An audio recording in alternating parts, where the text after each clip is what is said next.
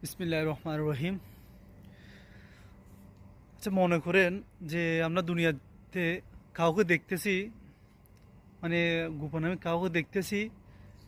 সে হয়তো জানতে পারে যে, নাও জানতে পারে যে আমি হয়তো তাকে দেখতেছি।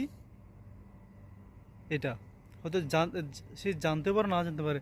কিন্তু স্বয়ং আমাদের আল্লাহ সুবহানাহু ওয়া তাআলা কোরআনে কারীম আমাদেরকে কি বলতেছেন, যে সূরা বাকারার 146 নম্বর আয়াতের তর্জমায় আল্লাহ সুবহানাহু ওয়া তাআলা বলেন, আমার বান্দারা আকাশের দিকে মুখ ফিরানো, বারবার মুখ ফিরানো আমি অবশ্যই দেখছি। তো দেখেন, আল্লাহ রাব্বুল আলামিন স্বয়ং বলতেছেন উনি দেখতেছেন যে আকাশের দিকে বারবার মুখ ফিরানোটা। তো দেখেন, আল্লাহ তাআলা শুধু চেয়ে আছেন আমার বান্দারা কখন তাকে স্মরণ করবে, কখন আকাশের দিকে তাকাবে। তো যাকে স্মরণ করে আমরা, তার স্মরণ থেকে আমরা আজ অনেক অনেক দূরে চলে যাচ্ছি।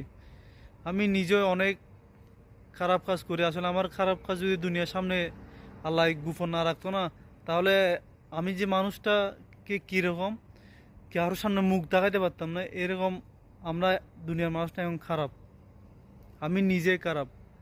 আল্লাহ রাব্বুল আলামিন শুধু কিছু সময়ের জন্য আমরা শুধু দিয়েছেন বিদায় আমাদের এখনও সম্মানবোধ আছে। না হয় সেই কখন আমাদের আত্মসম্মানবোধ চলে যেত যদি আমাদের আমলনামাগুলো ওপেন করে দিত।